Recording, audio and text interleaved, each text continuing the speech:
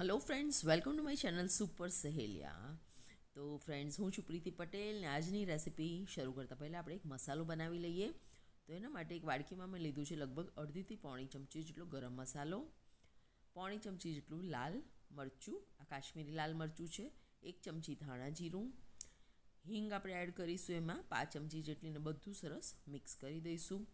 તો આપણો ડ્રાય મસાલો બનીને રેડી થઈ ગયો છે। હવે આપણે બીજા ઇન્ગ્રેડિયન્ટ્સ જોઈ લઈએ।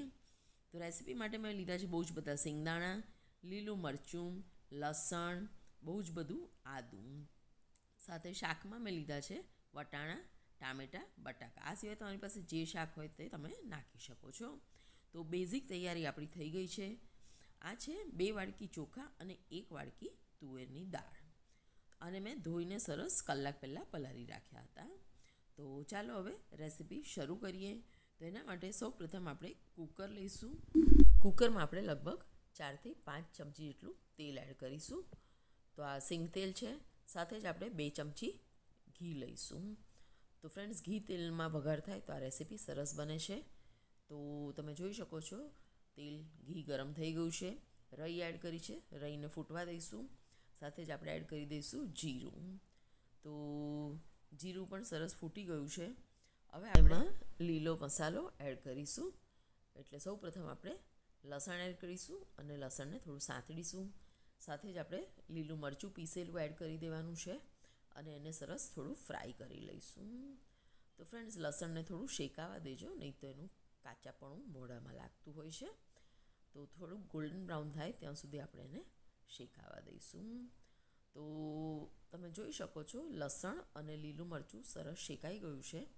તો આ ટાઈમે આપણે એમાં એડ કરીશું કોરો મસાલો જે આપણે બનાવીને રાખ્યો હતો તે। તો આ મસાલામાં તમને ખબર છે કે મરચું, ધાણા જીરું, ગરમ મસાલો, હળદર બધું છે, એને પણ આપણે સરસ શેકીશું। ફ્રેન્ડ્સ, શેકવાનું એટલે કે કાચાપણું એનું જતું રહે, નહીં તો મરચું ને બધું તમને કાચું કાચું લાગશે। તો શેકાઈ ગયું છે। હવે આપણે એમાં સિંગદાણા ઉમેરીશું। સિંગદાણા પણ આપણે થોડા શેકીશું। ફ્રેન્ડ્સ, તમે ઘી કે તેલ વધારે મૂકી શકો છો। શિંગદાણા શેકાઈ ગયા પછી આપણે ટામેટાં, બટાકા અને વટાણા અંદર એડ કરીશું। આ સિવાય તમારી પાસે જે શાક હોય તે તમે એડ કરી શકો છો। જેવી રીતે કે ફ્લાવર એડ કરવું હોય તો કરાય, તમારે શક્કરિયું એડ કરવું હોય તો કરાય, જે કરવું હોય કરી શકાય છે। તો થોડીવાર આપણે એને શેકીશું જેથી મસાલો સરસ શેકાઈ જાય। ફ્રેન્ડ્સ, હવે આપણે એમાં એડ કરીશું આદુના કટકા। તો ફ્રેન્ડ્સ, અમારા ઘરમાં આદુ બહુ ભાવે છે, એટલે હું સારું એવું ક્વોન્ટિટીમાં નાખું છું, તમે વધારે ઓછું કરી શકો છો। એને પણ સરસ આપણે શેકી લઈશું। તો ફ્રેન્ડ્સ, સુગંધ એટલી સરસ આવે છે। હવે આપણે એમાં એડ કરીશું દાળ અને ચોખા જે પલાળ્યા હતા તે। તો ફ્રેન્ડ્સ, હવે તમને ખ્યાલ આવી ગયો હશે કે આપણે શું બનાવવા જઈ રહ્યા છે। યસ ફ્રેન્ડ્સ, આજે આપણે બનાવવા જઈ રહ્યા છે ચરોતર પટેલની વઘારેલી ખીચડી। તો ફ્રેન્ડ્સ, ખીચડી મારા ઘરમાં સન્ડે સ્પેશિયલ તરીકે ઓળખાય છે। દરેક સન્ડે હું વઘારેલી ખીચડી બનાવું છું, કારણ કે અઠવાડિયાના શ્રમ પછી આપણને પણ એવું થાય કે આપણે સેટરડે સન્ડે ફેમિલી સાથે રહીએ અને થોડો આરામ કરીએ। તો સ્વાદ પ્રમાણે મીઠું એડ કરીશું અને બધું સરસ પાછું મિક્સ કરી દઈશું। તો ફ્રેન્ડ્સ, તમે પણ આ જ રીતે ખીચડી બનાવો છો કે તમારી રીત જુદી છે તે લખજો। હું તેજા નથી નાખતી કારણ કે મારા ઘરમાં ભાવતા નથી, પણ જો તમને ભાવે તો તમે લવિંગ, તજ નાખી શકો છો। તો હળદર મને થોડી ઓછી લાગી એટલે મેં એડ કરી છે, અને હવે આપણે બધું સરસ મિક્સ કરીશું। થોડું મને મીઠું ઓછું લાગ્યું એટલે આપણે થોડું અત્યારે એડ કરી દઈશું।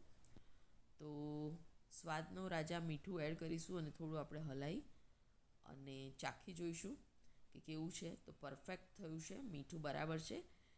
તો હવે આપણે કુકરનું ઢાંકણું બંધ કરીશું અને 3 આખી સીટી વાગવા દઈશું, અને ચોથી વાગવા એટલે ગેસ બંધ કરી દઈશું ને કુકરને ગેસ ઉપરથી ઉતારી લઈશું।